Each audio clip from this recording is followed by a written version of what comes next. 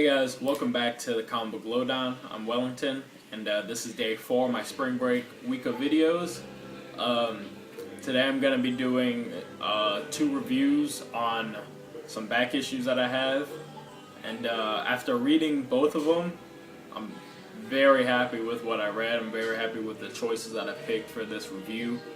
So I'm just going to get started. I'm going to start out here with giant-sized 30th anniversary of Amazing Spider-Man #1, The Amazing Spider-Man issue 375. Showed this in my awesome covers, and I know Running with Comics wanted to show his, and I should have just let him show his because it's in a lot better condition than mine, and it's signed, so you know. But the stories in this, there's 4 stories in this. And the main story is the one you see here with Venom and Spider-Man. And I've read it before, and I might have touched on it in my review of the Vengeance of Venom trade paperback that I did a while back, because that story was in it. The first story here, the main story, is written by David Michelinie, of course. I love David Michelinie, Amazing Spider-Man, have the omnibus of it. And the art in it was Mark Bagley. Of course, love Bagley on art for Spider-Man. Have him on the Ultimate Spider-Man omnibus. So both guys that have omnibuses on. But just the story in this is so awesome. Venom's kidnapped Peter Parker's parents. Peter Parker's parents. And he's holding them he's holding them hostage, but at the same time saying that he's there to protect them from Spider-Man, and it's kind of weird. You know, Venom's crazy. And I really love this Venom because he kind of eats people, but it's not like the only thing he does, where now Venom is like just some monster that can't think, pretty much. But this Venom I really like because he's got a thought process, and Eddie Brock is as much as Venom is Eddie Brock. So it's not, Venom just takes over Eddie Brock and that's it. I really like this one, and Bagley's Venom is absolutely awesome, along with Bagley's Eddie Brock is just great. It looks the best, honestly. I love the Bagley, and then I love McFarlane. I actually like the earlier Venom, the one without the sharp teeth, and he's got kind of like a stupid just smile. I kind of like it, so I dig that. But anyways, this story is really fun. The way that the story's handled, it's written very well. There's a bunch of turns, and then at the end of this we get Venom and Spider-Man striking a deal to not cross paths anymore, because Venom came to a realization with the help of his ex-wife. He came to the realization that Spider-Man, if he kills Spider-Man, then all the innocent people that Spider-Man saves, or that will save in the future, will then die. So that is his motivation to not killing Spider-Man. So and then they just part ways, but there's a whole bunch of story in between, and it's a lot of good action. The art in it is great. Of course, Michelinie's writing is top-notch. Amazing Spider-Man writer. Then the next 3 stories are kind of short stories.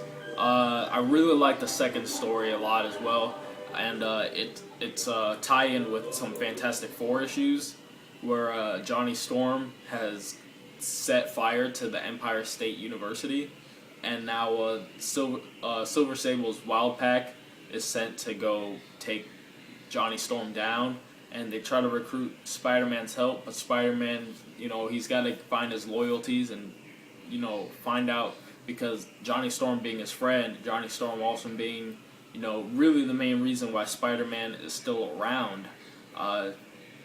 Peter doesn't think that he should just turn on Johnny. He's trying to get his priorities straight, and they go through the whole issue of, the first Spider-Man issue where he tries to join the Fantastic Four, and they do a lot of cool stuff here where, you know, Spidey's kind of like soul searching himself to find out what he really wants to do.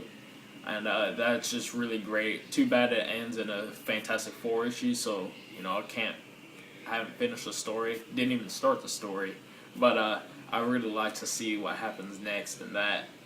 The next story is actually about,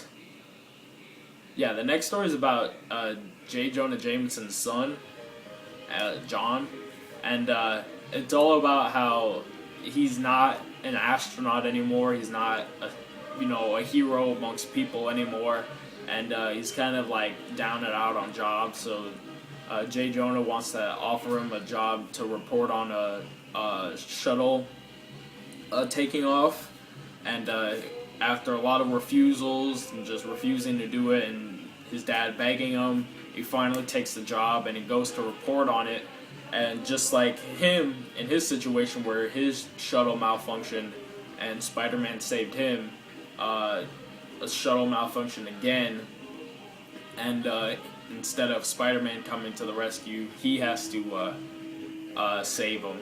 And the one thing I have problem with here is, why is NASA so bad? Why is their shuttles always messing up? Because it's ridiculous to think that it's not a very big period of time in between, and at least two shuttle engines have broken down in the Spider-Man universe. So NASA needs to they need to fire all their employees and get some new ones, because they do not know safety for space shuttles. But it's really cool. It's a nice story. It's a nice thing with, his son John is kind of at a point where he doesn't know what he wants in his life, and after he kind of saves the day, he figures out that what he might want to do is something that he's destined to help people, whichever way that is, whether it be fighting crime or whether it be police officer, firefighter, anything like that. So we don't really go into that much detail, but we kind of are left off with a decision on where we think that he might go. And the last story is I think it's taking place after the Spider-Man Kraven's Last Hunt story, because it's all about these drunk kids. They're defacing Kraven's grave, and they knock it over and stuff, and then all of a sudden they see Kraven. They think it's the ghost of Kraven, and attacks them, and then all of a sudden it changes to Spider-Man. There's a lot of things going on, like a lot of dialogue talking about the hunt and prey, and like the hunt must continue, or the hunter becomes the hunted, or the hunter meets his match, and all this kind of stuff. And all of a sudden Kraven, he's standing there, he's got a kid by the neck, and all the rest of the kids are scared, and all of a sudden he changes into Spider-Man, and so these kids like freak out and they run away, and we find out that it was the chameleon the whole time, trying to he's going to avenge his friend Kraven. And so that was a really good story as well. It went into a lot of this whole thing was a lot of deep character stuff. The whole issue, all 4 stories pretty much, was all just character stuff, and really enjoyed it a lot. If you don't have it, try to get your hands on it. I picked my copy up for like $3, but it is in not very good condition, so it might cost a little more, but it's not going to cost anywhere. It won't cost over $10, I bet. So you're in luck there. The next book I have for you, I've showed you guys this before, very key. This is Daredevil issue 191. This is the last issue Frank Miller wrote. Sorry if you guys can hear the music in the back. My parents have the day off, and my dad's doing like karaoke stuff. So, a lot of guys play music in their videos. This is my music, I guess. But anyways, 191, Frank Miller's last issue on his run of Daredevil, at least. And wow, this issue is just so good. I'm so glad I picked it up. As you guys know, and I've said before, this is the issue where Daredevil forces Bullseye, a paralyzed Bullseye in the hospital, into a game of Russian roulette. And but it's a lot more than that. I was thinking that this issue was gonna go, between them and all that kind of stuff. But really, this issue is it's about why Daredevil gets to that point where he wants to go to the hospital and play Russian roulette with Bullseye, and what makes a hero. What is he actually doing by going around punching criminals in the face and doing all this heroic stuff? What effect is he having? And he goes into this story where he meets this kid named Chucky, as he's gonna represent his father, Chucky's father, in court for embezzlement. And Chucky admires Daredevil. He's always watching the fight between Bullseye and Daredevil on video, and it's just. And so Matt, he then goes to Chucky's school, and he makes Chucky's day pretty much. He gives him a ride on his back around town while he jumps from building to building, and he kind of encourages Chucky. And Chucky's already he's a kid that on the surface it looks like he's just admiring a hero, but deep down he's taking it way too far, and he actually thinks he's Daredevil. Like it's bad. He needs therapy, and that's one thing that sorry for the loud music. I'm really sorry, guys, 'cause it's like interrupting my thoughts. But it's like he needs help. Chucky needs help, and Matt mentions that his first mistake was encouraging Chucky's, love and admirement for Daredevil, and then he's just goes through making mistakes that in hindsight he knows that they were mistakes, but at the time, he was just going about his business, and it turns out Daredevil.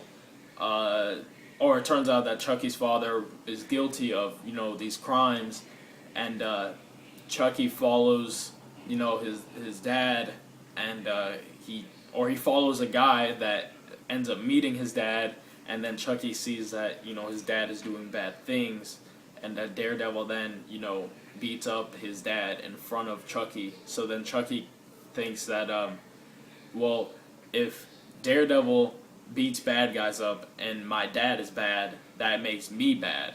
See, he's got a lot of things going on in his head. So he thinks that he's bad, and then he ends up going to the school and shooting a kid, and the kid survives, but just the fact that he shot the kid. And then he goes through a little bit of his origin, and then at the end, 5 clicks down in the gun, and a 6-chamber gun, 6-chamber revolver. There's one bullet, and he points the gun to Bullseye's head. This is supposed to be the shot, and again, there's spoilers in this, so if you don't want this ruined for you, I'm giving you a good chance to take it off now. Okay, I'm gonna tell you guys what happens. He points the gun at Bullseye's head, and there's no bullets in the gun, and so Daredevil comes to the conclusion, they're stuck together forever. And so it's just amazing issue. Frank Miller definitely went out with a bang, and then he didn't stay out for long, because then he went on to write Born Again and I think Man Without Fear. So he's still prominent in Daredevil, but just that last issue in his run is so amazing. I'm so glad I own it. So I'm glad I read it for this review, and it's a real treat to you guys. Just hearing the review if you don't know about it, and it's just such an awesome book. But that's my review for today. Back issue review, really in depth. But that's what I wanted to give you guys. Again, I'm really enjoying this week of videos. Tomorrow I got a video coming up. I show my whole collection, trades and all, maybe some drawings, and I'm really excited about that video. I've been wanting to do it for a while now. But anyways, I'm Wellington signing off for the Comic Book Lowdown, and I'll see you guys next time.